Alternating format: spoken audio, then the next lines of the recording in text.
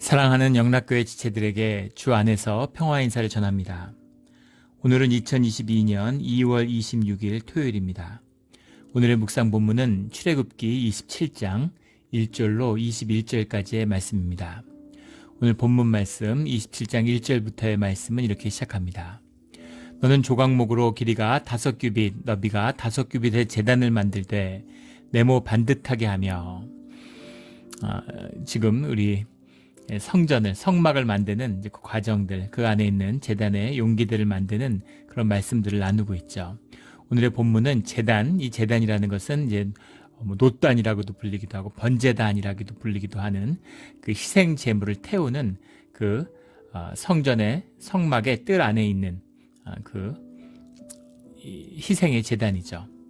레위기나 이런 데 보면 번제단 이런 말 쓰기도 하고 역대하나 열왕기 이런 데 보면 놋단 이렇게도 비유를 쓰기도 하는데 그 제단을 조각목을 이용한 다음에 그것을 놋으로 쌓기 때문입니다.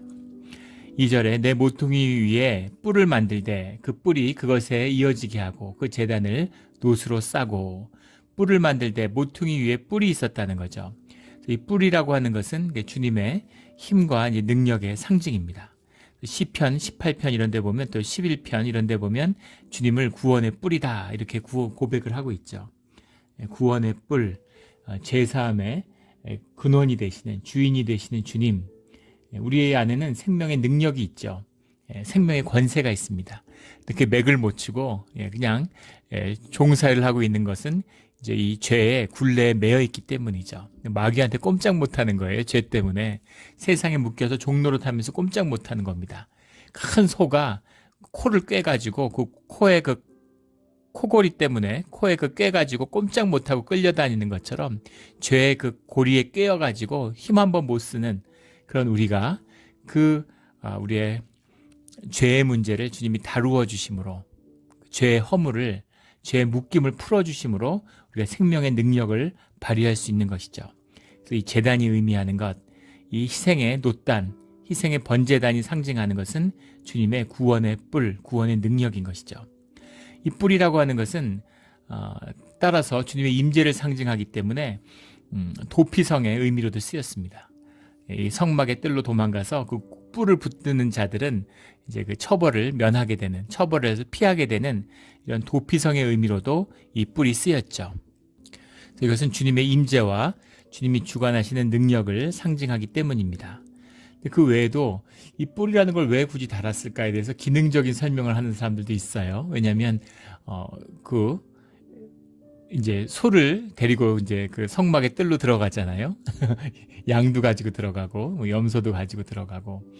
근데 그게 순순히 말을 잘 듣고 그러지 않았겠죠. 끈으로 묶어서 이제 들어갔어야 될 겁니다. 그리고 이제 그 희생에 드려지기 전에 소가 알죠.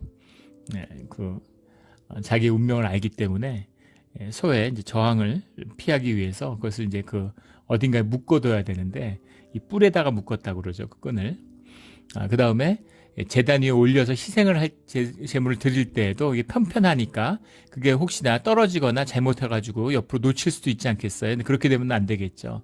그래서 그것을 이제 지지해주는, 막아주는 그런 테두리 같은 역할을 이 뿔이 했을 것이다. 이런 이제 것도 이야기하고, 그 다음에 어떤 걸 이제 그 위에 올려진 번제물을 고정시켜주는 그런 역할도 했을 것이다. 이런 이제 추측들도 있습니다. 그런 기능적인 측면이 있겠지만 무엇보다 중요한 것은 뿔이라는 것이 이제 구원의 상징이다, 표상이다라는 걸 보게 되는 거죠.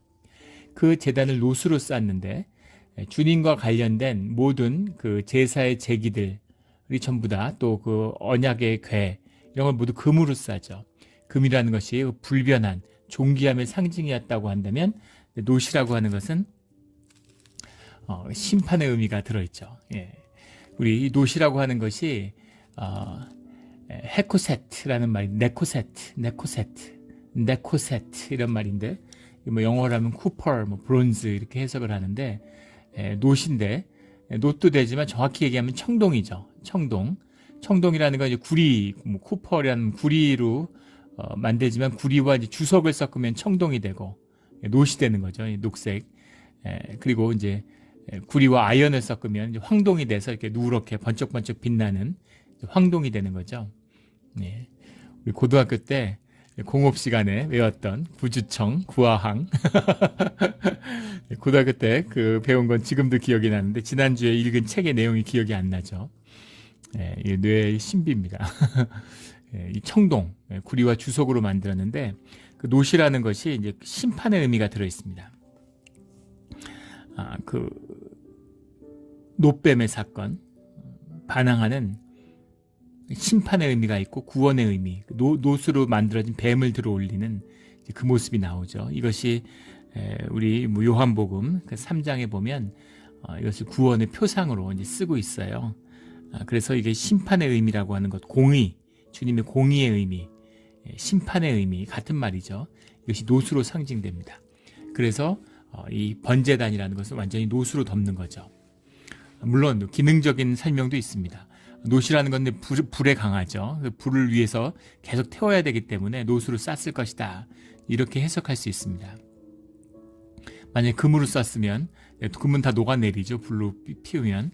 노시로 싼 것은 불에 견디기 위한 것이다. 하지만 노시라는 것이 주님의 공의를 상징하는 것이다 라는 것이 더 깊고 중요한 뜻이죠. 그래서 심판의 뜻입니다. 이것이 주님 앞에 희생 제물을 드릴 때 우리의 죄를 담은 전가한 대신 받은 그 희생 제물을 생명을 태우는 것이니까 공의와 심판의 의미가 이 번제단 안에 들어있는 것이죠. 이 제단 역시 6절에 보면 채를 만들어 폴대를 세워서 그것을 옮기게 되어 있습니다. 이것이 이제 중요한 그런 성스러운 의미가 그 안에 들어있다라는 것을 보게 되죠. 이 제단이 사실은 그 번제단이 그렇게 크지 않은데 이 번제단이라는 것이 앞에 나온 것처럼 너비가 5규빗, 길이가 5규빗, 그러니까 사실은 그렇게 큰 한 규빗이 45.6cm니까 큰 것은 아니에요. 근데 나중에 솔로몬의 성전이 되면 이 크기를 이제 옮겨 다니고 노수로 쌓았으니까 금으로 쌓은 거하고는 또 다르죠. 굉장히 무거웠겠죠. 그런데 이것을 나중에 고정시키게 되니까 솔로몬의 성전에서는 이제 또 규모를 키우기 위해서 2배 이상 키웁니다. 그렇게 하면 안 되죠. 주님이 8절에 말씀하시는 산에서 내게 보인 대로 그들이 만들게 하라. 그래서 이방의 제단처럼 뭔가 굉장하고 웅장한 그런 위엄을 드러내려고 하는 그런 것이 아니라 주님이 보여주신 대로 주님의 뜻대로 만드는 것, 이것이 제단의 말씀 가운데 순종하는 대로 만들어지는 것, 이것이 제단의 참된 뜻이다, 번제단의 참된 뜻이다 라는 것을 만날 수 있습니다. 이 주님의 죄를 사하는 공의라고 하는 것, 이것이 성전에 가장 들어가는 죄의 문제를 해결해야 주님 안에 들어갈 수 있는 것이죠. 이 의미를, 이 회개의 의미를, 이 죄사함의 의미를 깊이 새기는 우리 모두가 되기를 주의 이름으로 축원합니다. 9절에 너는 성막의 뜰을 만들지니 남쪽을 향하여 뜰 남쪽에 너비가 100규빗의 세마포 휘장을 쳐서 그 한쪽을 당하게 할지니, 그 성막의 뜰이 있고 성막의 뜰을 이제 그 담장으로 이렇게 두르는 것이죠. 그 성막이 있고 성막 앞에 번제단이 있고 그 번제단 앞에 있는 성막의 뜰을 완전히 덮는, 너비가 이제 100규빗, 그러니까 50m 정도 되는 거죠. 그러니까 굉장히 이제 상당한 규모라는 걸 알 수 있습니다. 지금으로 생각하면 이제 축구장 한 절반 크기 정도 생각하시면 될 거예요. 상당한 크기에 그것을 이제 성막에 뜰을 만드는, 그 뜰을 둘러치는 이제 그걸 만드는 휘장을 만드는 거죠. 세마포의 휘장을 쳐서 이렇게 되는데, 세마포라고 하는 것이 이제 이것이 이제 햄프입니다. 삼이에요. 마죠, 삼. 우리가 알고 있는 그 대마초의 그 대마입니다. 대마가 대마초 때문에 이제 이렇게 꺼리는 마음이 있고 익숙하지 않지만, 대마초라는 것이 이제 인류의 역사에서 가장 인간에게 친근했던 식물이죠. 그 석유화학이라는 것이 시작돼서 석유에서 추출된 나일론이 나오기 전까지는, 화학 섬유가 나오기 전까지는 섬유의 왕은 이 대마죠. 햄프입니다. 대마가 모든 섬유를 이제 지배했죠. 이 세마포로 그 휘장을 모두 담았다. 세마로는 휘장도 만들고, 그 다음에 이제 그 제사장의 옷도 세마포로 만들죠. 세마포로서 그것을 담당하겠다. 성막의 뜰을 만들지니, 뜰이라고 하는 말이 이제 카자르라는 말인데, 짜르죠. 짜르가 좁은 장소, 영어로 하면 뭐 플레이스예요. 그냥 좁은 장소를 의미하는 것인데, 이 그 짜르라고 하는 말이 짜라르라는 말과 이제 발음이 통하는 것이죠. 짜라르라고 하는 것이 고통과 괴로움을 의미하는 말입니다. 그래서 이 성전의 뜰이라고 하는 것, 성전의 뜰에 이제 사람들이 서 있잖아요. 성전의 뜰이라고 하는 그 의미가 고통과 얼마나 고통스럽겠어요. 심판의 자리, 공의의 자리, 공의의 심판 앞에 선 자리예요.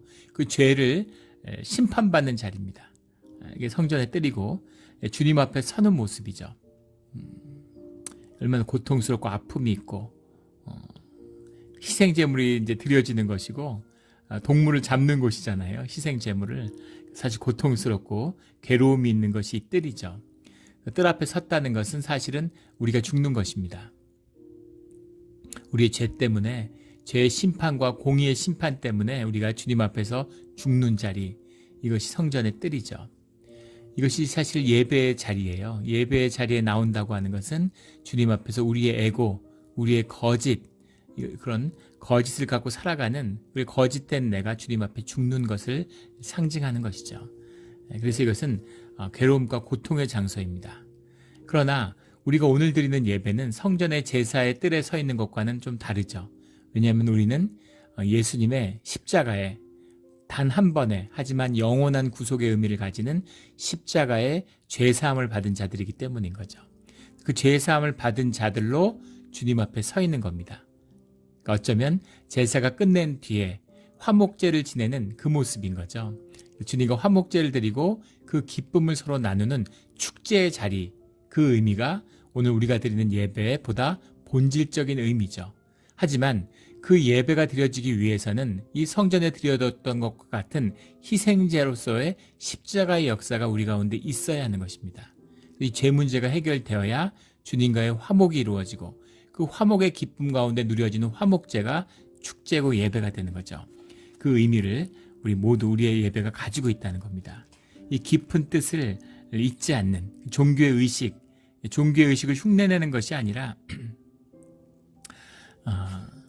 우리 일일 묵상을 나누는데 한 권사님이 그런 말씀을 하세요. 어릴 때부터 교회에서 이제 자라셨는데 절에 가도 다 금불상이고 무슨 그런 무당 이런 데 가도 막 금칠해 놨고 그런데 성경에 나오는 뭐 금으로 다 만들고 금으로 새기고 그런 의미가 그런 이방 종교의 느낌 같은 걸로 느껴져서 왜 우리 기독교에서도 이렇게 성물 같은 걸 금으로 이렇게 칠하고 이러나 이런 느낌을 예전에 어릴 때 느끼셨다 이런 솔직한 묵상을 나누신 걸 들었습니다. 그런 거죠. 이 사람들이 드리는 사람들의 경험 가운데 있는 사람들이 믿고 있는 신성의 의미라고 하는 것에 대한 경험치가 들어있는 겁니다. 근데 오늘날 이렇게 하지 않죠. 오늘날 이렇게 하지 않는 이유는 우리의 경험이 그것을 주님 안에서 뛰어넘었기 때문인 거죠. 살아있는 주님을 영으로 만나는 그 의미를 깊이 새기는 겁니다. 중세 이런 데 보면 성당 이런 데 보면 성물이 많아요. 마리아의 상, 예수님의 상, 뭐 이런 것들을 막 새겨놨습니다. 베드로도 새겨놓고, 뭐 바울도 새겨놓고. 근데 다 거짓이죠. 실제 그런 모습일 리도 없고. 예수님이 눈이 파랗고 코가 오똑하지 않죠. 그건 아리안의 얼굴이고, 예수님은 셈족이었어요. 아시아에 사는 셈족의 얼굴이었습니다. 오히려 오늘 우리의 얼굴과 더 가까우시겠죠. 그런데 실제 육신의 모습이 어땠는가가 중요한 것이 아니라, 그러니까 그런 것, 사람들 눈에 보이고, 눈에 보이는 것에 마음을 두는 사람의 표상을 두는 그런 것을 주님이 그 가운데 주님을 만날 수 있도록 해주시는 거죠. 주님이 언약궤에 계시겠습니까? 언약궤에 갇히시겠습니까? 성막에 갇히시겠습니까? 그런 주님이 아니시죠. 무소무제한 주님이시고 창조주시잖아요. 그러나 주님이 그곳에 왔을 때 그 마음 가운데 만나주시는 그 주님이신 거죠. 그래서 그것을 소중하게 여겨주시는 겁니다. 제가 한국에 있을 때 살던 그 동네에 베네딕토 수녀회라는 것이 있었는데 그 베네딕토 수녀회 앞에 가면 수도원에 그 앞에 가면 정원이 있어요. 근데 그 정원이 개방되어 있는데 굉장히 아름답습니다. 근데 그 단순히 아름다워서라기보다는 뭔가 말할 수 없는 평온과 그 안에 그런 그 평화가 있어요. 그래서 이제 뭐 생각이 복잡해지거나 뭐 생각이 차오른다 이러면 낮에 그 베네딕토 수도원에 있는 그 정원에 가서 이렇게 앉아 있습니다. 그럼 마음이 평안해지는 걸 느낄 수가 있어요. 마음의 문제인데 우리가 머리로 알죠. 뭐 장터에 있거나 뭐 바닷가에 있거나 산속에 있거나 아니면 뭐 시내에 있거나 무슨 차이가 있습니까? 마음인데. 근데 실제 그렇지 않죠. 그런 장소에 가서 뭐 산에 가서 이렇게 앉아 있으면 마음의 평화가 찾아오는 것이 있죠. 자연 속에 들어가면 깊은 평온을 찾는 그런 마음이 있습니다. 어디서 기도하나 다 마찬가지지. 그렇죠. 그러나 우리가 주님의 제단 앞에 십자가 앞에 앉아서 기도하고 묵상하면 다르다는 것을 몸으로 깨달아 알게 되는 것이죠. 그런 것처럼 그 마음을 둘 수 있는 자리, 우리가 결국 육신을 가지고 이 현상 가운데 살아가는 자리잖아요. 이 현상의 모습으로 눈에 보이는 것으로 주님의 보이지 않는 그 임재와 영광을 담아주시는 거죠. 우리가 눈에 보이는 것 안에서 그것을 만나는 것입니다. 그 깊은 것, 그 은혜죠. 은혜 가운데 주님을 만나는 거예요. 뭐 이상적인 얘기하는 분들, 뭐 무교회주의 맞는 말이죠. 주님이 교회 만드신 게 아니잖아요. 교회 건물 만들고 무슨 조직 세우고 헌법 만들고 이러지 않으셨죠. 주님의 임재 가운데 함께 있는 주님의 자녀들, 그 하늘 가족이 교회잖아요. 근데 그 의미를 회복하기 위해서, 그 의미와 하나 되기 위해서 주님이 우리에게 오늘 우리가 모습대로 섬기는 이 교회를 허락해 주신 거죠. 우리가 예배당을 세우고 주님 앞에 모이고, 막이나 성전 꼭대기에 앉은 막이나 종교꾼들이 그런 걸 조롱하면서, 야, 그게 무슨 교회가 무슨 필요가 있어? 다 우리 마음으로 믿는 건데 인터넷으로 예배드리면 되지, 이제 이런 소리 하는 거죠. 그것은 사단의 장난입니다. 우리의 진실, 우리가 육신을 입고 살아가는 연약한 존재라고 하는, 우리가 경험 속에 갇힌 시대의 존재라고 하는 그 제한 속에서 주님이 당신의 임재를 제한시켜 주시는 거죠. 우리를 만나 주시는 거예요. 그것이 은혜입니다. 십자가의 은혜죠. 이 은혜를 결코 놓치지 않는 우리 모두가 되기를 주의 이름으로 축원합니다. 18절에 가면 뜰의 길이는 100규빗이요 너비는 50규빗이요 세마표 휘장의 높이는 5규빗이요 그 받침은 노시며, 100이라는 숫자, 열이라고 하는 숫자, 이런 것이 중요하게 쓰이고 있다는 것. 이 세상을 재는 단위, 그 단위가 이제 10이죠. 10을 기준으로 해서 100이 되기도 하고 5나 50이 되기도 하고 이렇게 나누어 쓰는 것입니다. 19절에 성막에서 쓰는 모든 기구와 그 말뚝과 뜰의 포장 말뚝을 다 노수로 할지니라. 모든 것을 노수로 해라, 이렇게 말씀하시는, 성전과 주님의 임재와 직접 관련된 것은 다 금이었죠. 그러나 성막에서 쓰이는, 그 뜰에서 쓰이는 모든 것은 다 노수로 하는 것입니다. 말뚝과 뜰의 포장 말뚝. 그래서 놋과 금, 변하지 않는 존귀함과 불변의 주님의 임재와 그리고 심판과 공의와 죄 가운데, 죄 사함 가운데 주님 앞으로 나와야 하는 그 놋과 금이 함께 있는 거죠. 마치 4가지 실로 짠 그런 그 휘장 위에 그 염소털을 덮는 것 같은 이제 그런 의미입니다. 맞닿아 있는 것이죠. 성막에서 쓰는 모든 기구에 쓰는이라고 하는 말이 그냥 쓰든 이렇게 해석을 했는데, 베콜 아보다토프라는 말입니다. 아보다토프, 베콜 아보다토프라는 말인데, 베콜이라는 게 이제 칼날이라는 말에서 많이 나오는 말이죠. 또 올 이런 말이고, 아보다토프라고 하는 말이 이제 아바드라는 말, 분리됐다라는 말도 있는데, 서비스 뭐 이런 거, 그런 의미입니다. 섬긴다, 레이버하는, 뭐 이렇게 일한다, 이런 뜻도 들어있죠. 아바드라는 말에서 왔습니다. 그래서 성전에서 쓰이는, 영어로 하면 in all each service, used in all each service 이런 말이에요. 성전의 제사에서만 쓰여야 된다, 이 뜻이 들어있는 겁니다.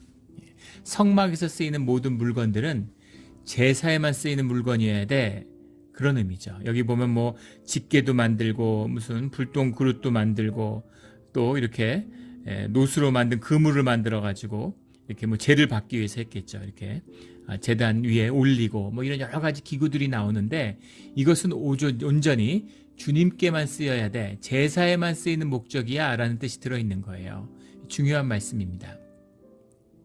이것은 주님 안에서 구별돼야 된다는 뜻이 들어있는 것이죠. 이것이 성별의 참된 의미입니다.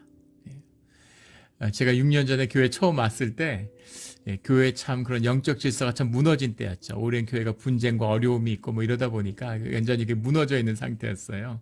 그때 기억나는 게 무슨 교회와 관련된 분, 또 교회와 주변에 있는 분들, 교회 권위가 무너지니까 교회가 뭔지 모르는 거죠.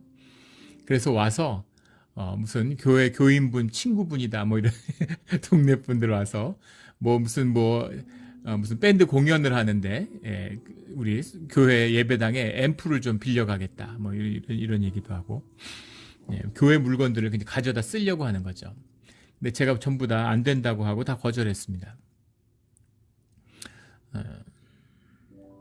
그 전에는 목사님도 안 계시기도 했겠지만 가져다 썼다는 거예요. 예전에 썼는데 왜 안 되느냐. 사실 쓸 수도 있죠. 쓴다고 교인들이 가져다가 교회 물건들을 같이 나누어 쓰는 것을 주님이 안 된다고 하시겠어요? 그런 의미가 아니라 그 의미, 교회에서 쓰인다고 하는 그 의미 구별되고 교회를 귀하게 여기고 하나님을 마음의 중심에 둬서 성별하는 그 마음이 없기 때문에 안 되는 겁니다. 성전에 쓰는 불직갱이는 성전에서만 써야지 다른 불직갱이를 다 갖고 나가서 쓰면 안 돼. 그 의미가 무슨 법처럼 규율처럼 그런 의미가 아니라는 의미예요. 우리가 귀한 것이 무슨 의미입니까? 우리가 뭐가 귀해요? 귀할 게 뭐가 있습니까? 다 똑같은 육신과 혈육의 자식들인데. 그런데 주님이 성별하셨기 때문에 주님의 이름으로 구별했기 때문에 우리가 성도가 되는 것입니다. 우리가 성스러운 주의 자녀가 되는 거예요. 구별의 의미입니다. 귀하게 쓰이는 것이죠. 우리 예전에 한 집사님 부부인데 그런 고백이 기억이 나요. 교회 처음 다녔는데 이제 막 그런 순수하고 이제 하나님을 사랑하는 마음이 충만한 거죠. 그 마음이 계속 지켜져야 되는데 옷을 사는데 옷을 사면 안 입고 뒀다가 주중에 주일날 항상 처음 입는데 뭔가 주님을 만나러 갈 때 제일 예쁜 옷, 제일 깨끗하고 예쁜 처음 옷을 입고 주님 앞에 보여줘야지 그런 마음이 있다는 거예요. 그 옷이 귀한 것이 아니라 그 마음이 귀한 것이죠. 그런 마음으로 주님을 만나러 올 때 그 설레는 마음으로 기대하는 마음으로 오는 그 마음을 주님이 봐서 만나 주시는 겁니다. 그거죠. 주님께 드리는 것이 구별되어야 되는 거예요. 내가 가진 것 중에 가장 귀한 것을 주님께 가져오는 것입니다. 내가 쓰다가 버리는 것, 못 쓰게 된 것, 이런 걸 가져오서는 안 된다는 거죠. 내가 지금 이거 교회에서 같이 나눠 쓰면 더 좋겠는데 그걸 가져오지 말라는 뜻이 아니죠. 우리의 마음이 무엇인가를 이야기하는 겁니다. 가장 우선된 것, 최선의 것, 내 삶에서 가장 소중한 것이 주님께 드려졌으면 하는 그 마음이 성막에서만 쓰여야 된다라는 이것을 의미한다는 뜻입니다. 그래서 구별되어지고 성스럽게 드려져야 되고 귀하게 여김을 받아야 되는 거죠. 이것이 교회의 모습이에요. 성막에서 쓰는 모든 기구와 말뚝과 뜰과 포장 말뚝을 다 노스로 할지니라 라는 말씀에는 이런 귀한 뜻이 들어있는 거죠. 이 말씀이 20절에도 이어져요. 너는 또 이스라엘 자손에게 명령하여 감나무로 짠 순수한 기름을 등불을 위하여 내게로 가져오게 하고 끊이지 않게 등불을 켜대. 21절에 보면 아론과 그의 아들들로 증거궤 앞 휘장 밖에서 저녁부터 아침까지 항상 여호와 앞에서 그 등불을 보살피게 하라. 그 등불이라는 건 주님의 임재의 상징이잖아요. 주님의 임재를 밝히는 것이죠. 그 불이 꺼져서는 안 되는 거죠. 교회의 이 불을 꺼트려서는 안 됩니다. 교회의 귀한 금을 돌로 바꿔서는 안 되는 거죠. 세상과 왜 교회가 세상과 구별되겠어요? 이 귀한 이 불을, 이 귀한 생명의 불꽃을, 이 귀한 존귀한 황금을 돌로 바꾸지 않는, 불을 꺼트리지 않는 그런 교회와 예배의 자리가 되어야 되는 겁니다. 이 불을 지키고 이 불을 가꾸는데 정성을 다해야 된다 이 말이에요. 이 불이 꺼지면 다 끝나는 겁니다. 우리 안에 있는 이 우리의 내면에 이 성전의 황금이 돌로 변하면 다 끝나는 거예요. 그럼 삶의 모든 것이 다 저주로 바뀝니다. 세상의 모습이고 우리가 살아왔던 모습이죠. 이것을 돌이킬 수 있는, 이것을 회복시킬 수 있는 것, 이것이 성전의 비밀이죠. 보이지 않는 존귀한 성전이 세워져야 돼요. 이것이 보이는 성전의 비밀입니다. 감람으로 짠 순수한 기름, 이것도 같은 말이죠. 감람이라는 게 자이트 이런 말인데, 자이트, 이 올리브죠. 올리브 기름인데, 근데 감람으로 짠 순수한 기름은 무슨 말인가, 이런 생각이 들죠. 감람, 올리브로 기름을 짜는데 올리브에서만 기름이 나오는 게 아니라 올리브 줄기에서도 기름이 나옵니다. 콘 오일도 마찬가지죠. 옥수수 기름. 옥수수 기름을 짜는데 옥수수 열매에서만 옥수수가 나오는 게 아니라 옥수수 가지 줄기에서도 기름이 나와요. 짜면은. 그런데 보통 사람들은 짤 수 있는 건 다 짜서 쓰죠. 기름이 나오는데 왜 안 짜겠습니까? 올리브 줄기나 이파리 이런 걸 다 짜서 기름을 짜서 쓰는데 그 기름이 아니라 감람으로 짠 순수한 기름이란 말은 뭐냐면 열매로만 짜라는 겁니다. 줄기로 짜지 말고 잎으로 짜지 말고 열매로만 짠 기름을 가져와라. 물론 이제 우리 요즘에 마시는 모든 올리브 기름은 다 열매로만 짠 기름이죠. 이거 워낙 이제 올리브가 흥하고 물자가 흥하니까 우리는 전부 올리브 기름, 올리브로만 짠, 감나무로 짠 순수한 기름을 쓰지만 이 시대는 그렇지 않았어요. 그런데 그런 기름 가지고 마주지 말고 열매로만 짠 기름을 가져와라. 이 앞에 나오는 성막에서만 쓰이는 기구와 똑같은 말씀인 거죠. 가장 좋은 것, 순수한 것. 기름이 순수하다고 마음이 순수하겠습니까? 그런데 순수한 기름을 준비하는 그런 순수한 마음이 돼야 된다, 이 말씀인 거죠. 너희의 삶이 순수해야 된다. 너희의 삶에 모든 것이 깨끗하게 성별되어야 된다. 그런 마음으로 주님 앞에 나와야 된다. 등불에 붓기는 그 밝은 빛의 의미를 이 순수한 기름으로 해라, 이 말입니다. 이런 의미예요. 무슨 로또 맞아가지고 무슨 도둑질, 어디 가서 도둑질한 돈 가져다가 좋은 일 하고, 아무 의미 없는 겁니다. 무슨 의미가 있어요? 자기 의나 높이고 자기의 만족감을 높이는 거죠. 예전에 한 25년쯤 전인가요? 무슨 정보사터 사기 사건이라고, 정보사터가 이제 정보사 옮기기 전에 서초동호에 가지고 알짜 부지에 부대 기지가 있으니까 그거가 이전한다 하면서 온갖 사기 사건이 있었는데 그 빈발했던 것 같아요. 근데 그 중에 한번 화제가 됐던 게 그 정보사터를 사기했던 사람들, 사기 일당이죠. 얼마나 사기꾼들이 대단하냐면 그 보험사가 사기를 당했어요. 그 시중에 보험사가 얼마나 큰 회사인데 그런 사기를 당하겠습니까? 그래서 보험사를 속일 정도니까 대단하죠. 그 계약을 그 정부 종합청사에 있는 총리실에서 계약을 했다는 거예요. 그러니까 그걸 어떻게 이용했는지. 그런데 그때 화제가 됐던 건 그 사기단이 그 사기한 돈을 교회에 헌금한 것입니다. 근데 법적으로는 교회에 헌금을 했으면 어떤 이유로든지 찾아갈 수 없대요. 그걸 노리고 했다, 이런 설도 있고, 여러 가지 얘기들이 많았는데, 교회가 돌려줄 필요가 없는 것이죠. 그러나 교회는 돌려줘야 됩니다. 그런 더러운 돈을 교회 헌금함에 섞으면 안 돼요. 그 의미가 이 감람으로 짠 순수한 기름의 의미입니다.